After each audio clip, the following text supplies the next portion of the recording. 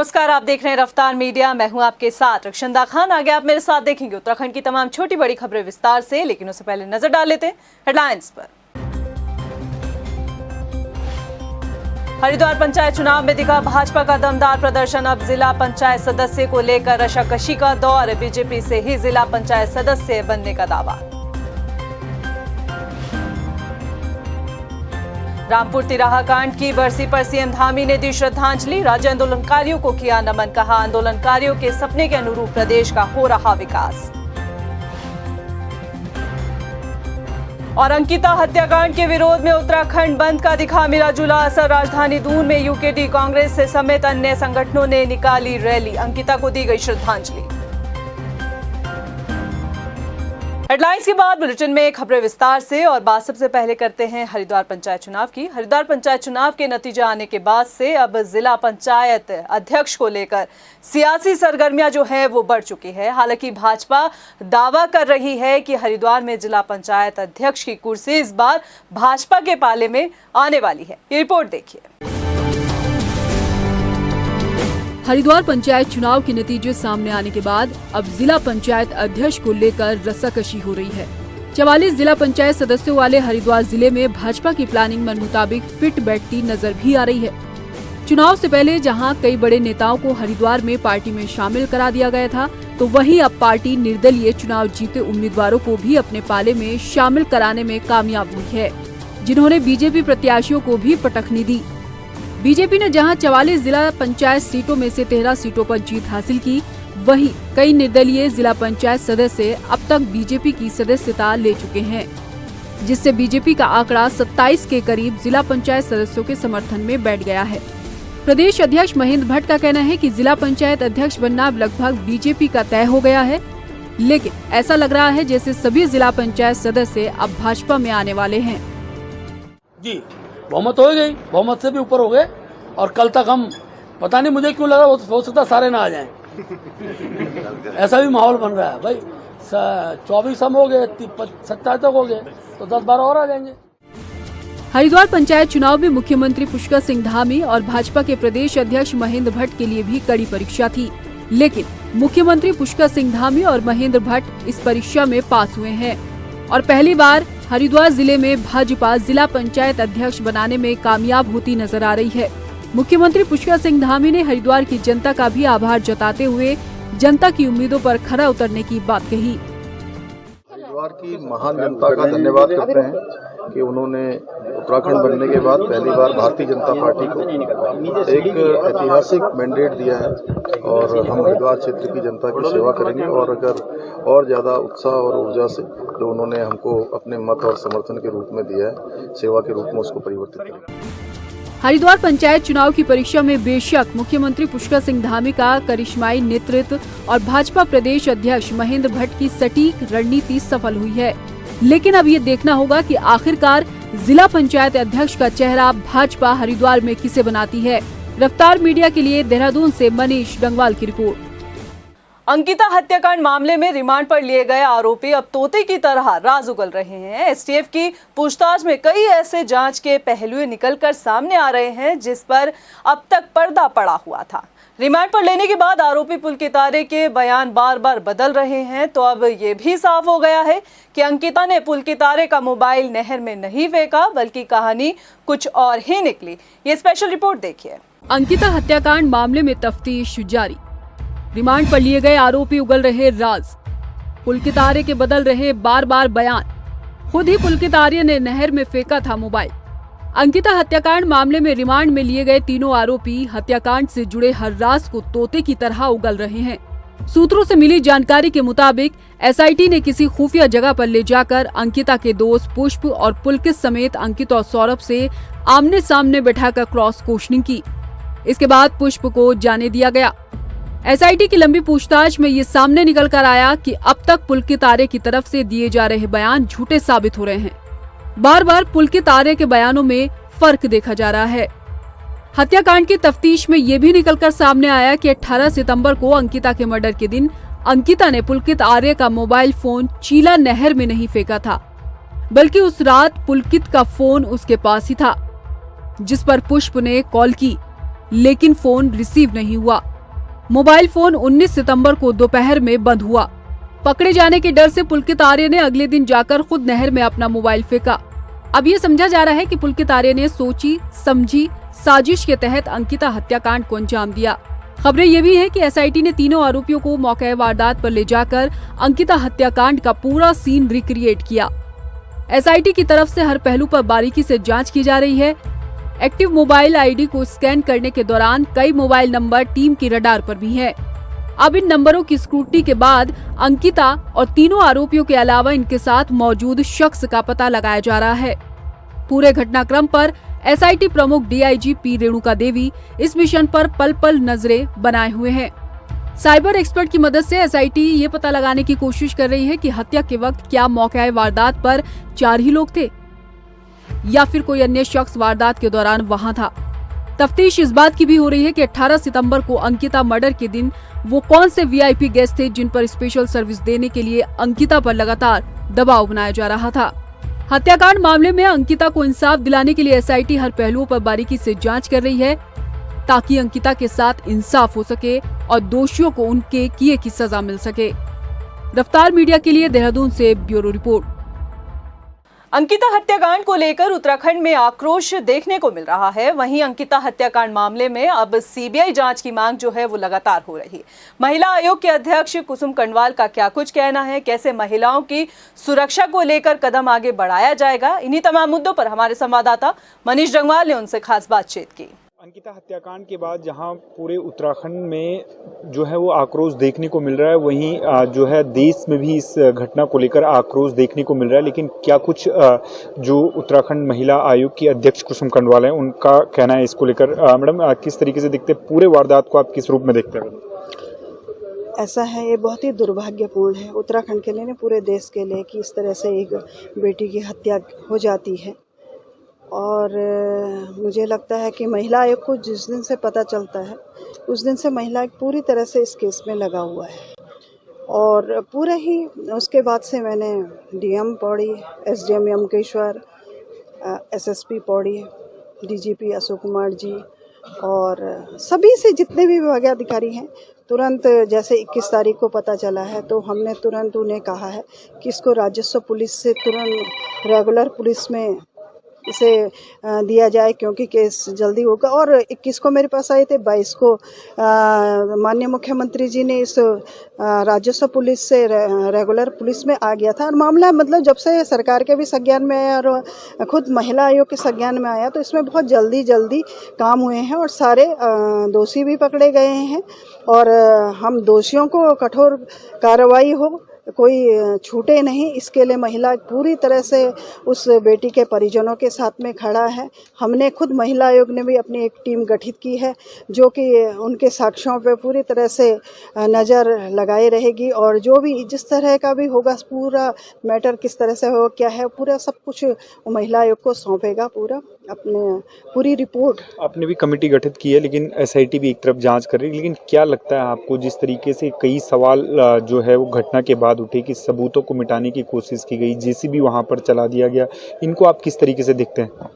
माननीय मुख्यमंत्री जी ने एसआईटी गठित की है, एसआईटी अपना काम कर रही है और महिला आयोग ने अपनी टीम गठित की है। महिला आयोग की टीम अपने तरह से अपने स्तर से काम कर रही है, पूरी तरह से कर रही है।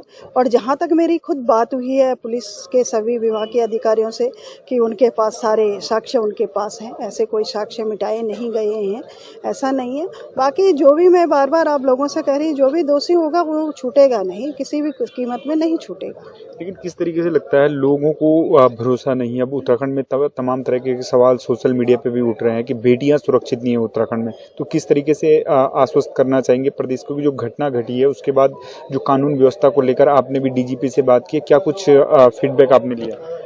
ये सही बात है कि जो निजी संस्थानों में काम करनी है, चाहे रिजॉर्ट हो, चाहे होटल्स हो, चाहे वो सरकारी हो, कहीं भी अगर कोई महिला काम कर रही है तो उसके लिए हम लोग एक महिला नीति भी बनाने जा रहे हैं। और खुद हम लोगों ने महिला आयोग ने स्पा सेंटर की एक गाइडलाइन तैयार की है, उस शासन को भेजी है। मेरे माननीय मुख्यमंत्री जी से बात हुई थी, माननीय मुख्यमंत्री जी ने कहा इसे शीघ्र हम लागू कर रहे हैं। और जो उत्तराखंड की बेटी सुरक्षित रहे उसके लिए किस तरह से नियमावली बननी चाहिए कि वो अगर किसी रिजॉर्ट में काम कर रही है, होटल में काम कर रही है, तो उसके लिए पूरी तरह नियमावली हम बनने हैं। कुछ पॉइंट्स मैंने बना के दिए भी हैं। क्या इस नीति में खास है जो स्पा नीति की आप बात कर रहे हैं? स्पा नीति में हमने बहुत सारी, मैं गई थी, मैंने एक दो जगह निरीक्षण किया जहां मैं गलत मिला कि यहाँ पे गलत काम हो रहे हैं, तो उसको लेके महिला आयोग ने फिर अपनी नीति बनाई। सभी कुछ एनजीओ को लेकर, कुछ विभागीय अधिकारियों को लेकर उसमें हमने बहुत सारी चीज़ें बनाई हैं। वो नीति शीघ्र ही लागू हो जाएगी। एक तो 18 साल से नीचे वाला उस स्पा सेंटर में काम ना करे, उसका रजिस्ट्रेशन हो, और बहुत सारी चीज़ें हैं वो आपके सामने शीघ्र ही शासन से लागू हो जाएंगी, तो वो उसकी SOP बन जाएगी। लेकिन मैडम, क्या कुछ आश्वस्त आप अंकिता के परिजनों को भी करेंगे कि वास्तव में जो न्याय की लड़ाई वो लड़ रहे हैं उन्हें पूरा न्याय मिलेगा, और अंकिता के जो दोषी हैं उनको जो लगातार फांसी की सजा उठ रही है वो सजा मिले? इसको लेकर महिला आयोग भी कुछ जो है बात सरकार से करेगा, या जिस तरीके से आप कमेटी की गठन की बात कर रहे हैं, क्या आश्वासन परिजनों को देने जा रहे हैं? मैं माननीय मुख्यमंत्री जी से भी मिली थी इस संबंध में, और हमने टीम भी गठित की। उसके बाद ही हमने टीम गठित की है। महिला एक पूरी तरह से उत्तराखंड की उस हर पीड़ित महिला के साथ खड़ा है, उस महिला के साथ खड़ा है, उसके दुख दर्द में खड़ा है, उनके और अंकिता के परिवार के साथ भी खड़ा है, उन्हें न्याय दिलाएगा। और मैं बार बार एक ही बात कह रही हूँ कि दोषी छूटने नहीं चाहिए, उन्हें कठोर कारावास उन्हें होना चाहिए। इसके लिए महिला आयोग अपनी तरह पूरा प्रयास कर रहा है। मैं खुद भी संपर्क में है वहाँ पे। गांव में जो लोग, गांव की जो महिलाएं उस फैक्ट्री में काम करती थी, जो उनकी फैक्ट्री रिजॉर्ट के साथ फैक्ट्री भी थी, उनसे भी मैं लगातार संपर्क में, उनसे भी मिली हूँ।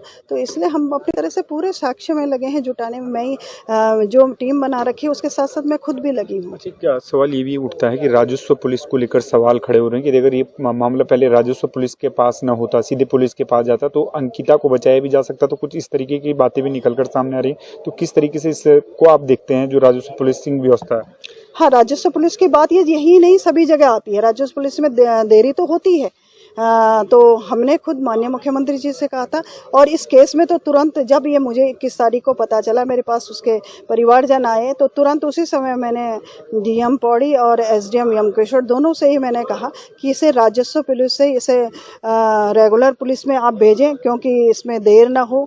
तो इसके लिए मैंने खुद कहा DGP साहब सभी से, और वो मुझे लग रहा है 21 तारीख को ये मामला मेरे पास आया था, और 22 तारीख को माननीय मुख्यमंत्री जी ने उसे राजस्व पुलिस से रेगुलर पुलिस में ये केस कन्वर्ट हो गया था, और दोषी तुरंत पकड़े भी गए थे। इस तरीके के अपराध भविष्य में न हो, उसको लेकर क्या कुछ आप देखते हैं?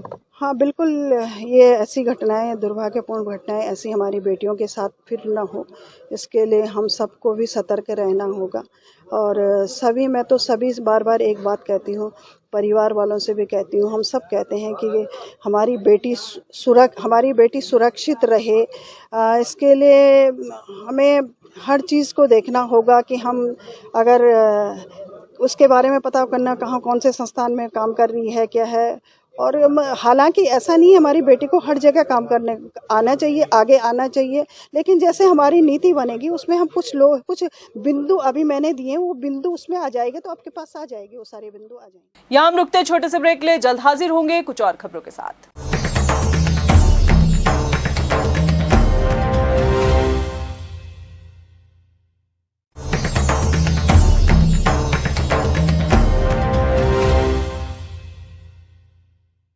अंकिता भंडारी हत्याकांड ने पूरे समूचे प्रदेश को हिलाकर रख दिया है। प्रदेश के अलग अलग क्षेत्रों में इस हत्याकांड के आरोपियों को कड़ी से कड़ी सजा दिलाए जाने की मांग को लेकर आंदोलन भी किया जा रहा है, और इसी के चलते रविवार को उत्तराखंड बंद रहा। अंकिता हत्याकांड के विरोध में उत्तराखंड क्रांति दल ने प्रदेश बंद का ऐलान किया हुआ था। यूकेडी के इस बंद को लेकर कांग्रेस सहित अन्य राजनीतिक दलों और संगठनों ने अपना समर्थन दिया। देहरादून में भी उत्तराखंड बंद का मिला जुला असर देखने को मिला। यूकेडी के साथ उत्तराखंड बंद में राज्य आंदोलनकारियों और कांग्रेस के नेता भी शामिल हुए और रैली निकालकर अंकिता को श्रद्धांजलि दी। उत्तराखंड क्रांति दल का की कॉल थी बंद की, और जो दो महत्वपूर्ण विषय थे वो अंकिता हत्याकांड और भर्ती घोटाला, और दोनों की CBI जांच के लिए उत्तराखंड क्रांति दल ने मांग की लगातार। और जब सरकार कुछ नहीं देखा, तो हमने कहा कि इसको जनता के बीच लेके चलें और जनता से आह्वान किया कि 2 अक्टूबर को बंद रखें, सभी से अपील की गई है। ये हमारा गौरव है, ये उत्तराखंड का गौरव है कि आज 28 साल उस घटना को हो चुके हैं और हमारे प्रवासी उत्तराखंडी आंदोलनकारी और जो यहाँ के स्थानीय लोग हैं वो राज्य आंदोलनकारी अपनी साइकिल की यात्रा करके यहाँ सुबह हम लोग 5 बजे यहाँ आ गए थे। वो उन शहीदों के श्रद्धांजलि स्वरूप निमित्त श्रद्धांजलि देने के लिए उस सभी जो सामाजिक संगठन है, सभी राजनीतिक दल हैं, भारतीय जनता पार्टी को छोड़ करके सभी लोग इस हत्याकांड के विरोध में हैं और सभी की मंशा है कि दोषियों को जल्द से जल्द फांसी की सजा हो और पुलिस इस मामले को ना घुमाए। इसी के समर्थन में आज सभी सामाजिक संगठनों और कांग्रेस और समस्त विपक्ष ने जो है उत्तराखंड बंद का आह्वान। उत्तराखंड के इतिहास के पन्नों में काले अक्षरों में दर्ज रामपुर तिराहा कांड, जिसे भूले से भुलाया नहीं जा सकता। 1 अक्टूबर साल 1994 की रात को लेकर 2 अक्टूबर की सुबह तक रामपुर तिराहे पर उत्तराखंड के राज्य आंदोलनकारियों ने उत्तराखंड को उत्तर प्रदेश से अलग करने के लिए अपने प्राणों को न्यौछावर कर दिया और आज का ये दिन आंदोलनकारियों की शहादत के नाम हो गया है। ये रिपोर्ट देखिए। ऐ मेरी ज़मीं अफसोस नहीं जो तेरे लिए 100 दर्द सहे, महफूज रहे तेरी आन सदा, चाहे जान मेरी ये रहे ना रहे। मेरी ज़मीं महबूब मेरी नस नस में तेरा इश्क बहे। मुजफ्फरनगर के रामपुर तिराहे कांड की 28वीं बरसी। ये दिन उत्तराखंड के इतिहास में काले धब्बे जैसा है। मुजफ्फरनगर के रामपुर तिराहे में 1 अक्टूबर साल 1994 की रात और 2 अक्टूबर की नई सुबह काला काल लाई। अलग प्रदेश बनाए जाने की मांग जब राज्य में उठी तो दिल्ली में बैठे हुक्मरानों को जगाने के लिए राज्य आंदोलनकारी जंतर मंतर पर प्रदर्शन के लिए जा रहे थे। पहाड़ी हिस्से को अलग राज्य बनाए जाने के लिए 2 अक्टूबर साल 1994 में जंतर मंतर पर रैली को प्रस्तावित किया गया था। राज्य के लोग इस रैली में शामिल होकर आंदोलन को सफल बनाना चाहते थे, लेकिन ऐसा नहीं हुआ। आंदोलनकारी प्रदर्शन में शामिल होने के लिए 36 बसों में सवार होकर दिल्ली के लिए रवाना तो हुए, लेकिन उन्हें गुरुकुल नारसन में रोक लिया गया। आंदोलनकारी बैरियर तोड़कर आगे बढ़ गए। बाद में यूपी पुलिस ने रामपुर तिराहे पर रोकने की योजना बनाई। इस योजना में यूपी पुलिस को कामयाबी मिली और पूरे इलाके को सील किया गया। आंदोलनकारियों की बसों को रोक दिया गया। दिल्ली जाने की जिद पर अड़े आंदोलनकारियों पर लाठी चार्ज किया और फायरिंग के दौरान 7 आंदोलनकारी शहीद हो गए। 400 आंदोलनकारियों को पकड़कर सिविल लाइन थाने में ले जाया गया। महिलाओं की अस्मत को भी नहीं छोड़ा गया। 1 अक्टूबर को राज्य आंदोलनकारियों के साथ क्या हुआ उसकी गवाह 2 अक्टूबर की सुबह बनी। चारों तरफ आंदोलनकारियों की शहादत बिखरी नजर आई। रामपुर तिराहे कांड के बाद अलग राज्य के गठन के लिए आंदोलन और तेजी से फैला। लंबी लड़ाई लड़ने के बाद अटल बिहारी सरकार ने साल 2000 में उत्तराखंड राज्य का गठन किया। आज राज्य के हर कोने में शहीद आंदोलनकारियों को नमन किया जा रहा है। मुख्यमंत्री पुष्कर सिंह धामी ने रामपुर तिराहे में शामिल राज्य आंदोलनकारियों को श्रद्धांजलि दी।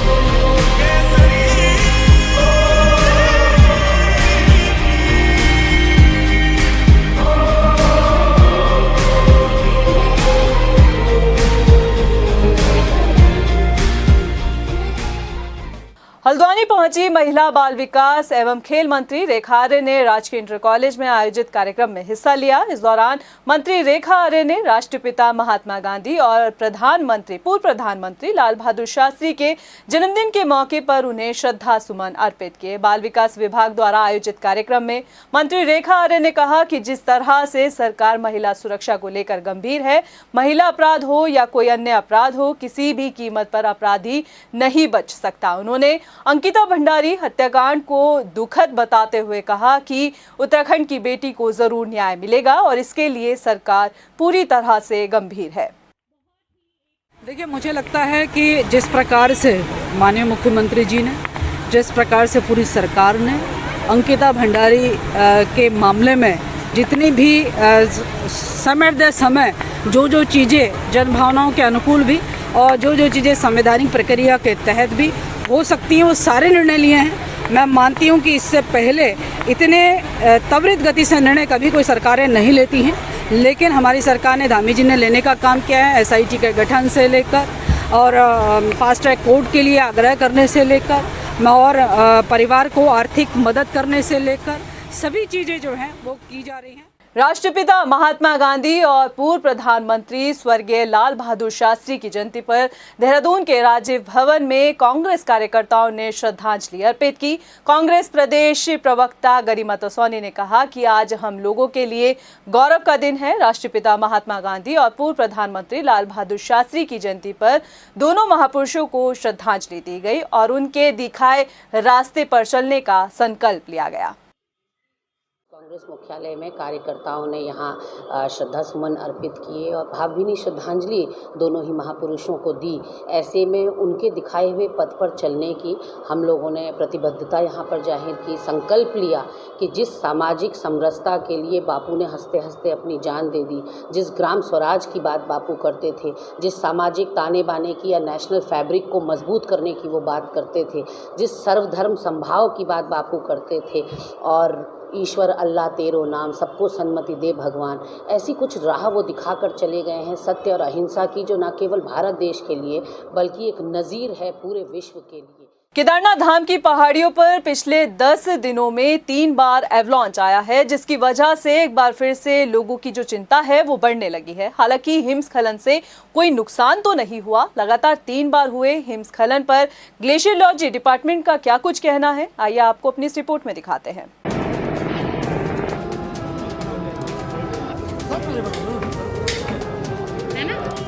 केदारनाथ धाम की चोटियों पर लगातार हो रहे हिमस्खलन से एक बार फिर लोगों को 2013 में आई आपदा का खौफ सताने लगा है। पिछले 10 दिन में केदारनाथ धाम में 3 बार हिमस्खलन हो चुका है, जिससे स्थानीय लोगों को डर सता रहा है। लेकिन 3 बार आए इस एवलांच से पूरे क्षेत्र में किसी भी तरह का कोई नुकसान नहीं हुआ है। केदारनाथ धाम में पहला एवलांच 22 सितंबर को शाम 6:30 बजे आया था। दूसरा एवलांच 27 सितंबर को सुबह 9:38 पर आया था और तीसरा एवलांच 1 अक्टूबर को सुबह 6:42 पर आया था। हालांकि एवलांच से मंदिर को किसी भी तरह का कोई नुकसान नहीं हुआ और न ही पूरे क्षेत्र में कोई नुकसान देखा गया है। इस एवलांच को लेकर वाडिया भूगर्भ संस्थान के ग्लेशियोलॉजी डिपार्टमेंट के विभाग अध्यक्ष रहे पूर्व प्रोफेसर DP डोभाल का कहना है कि किसी तरह की कोई चिंता की बात नहीं है।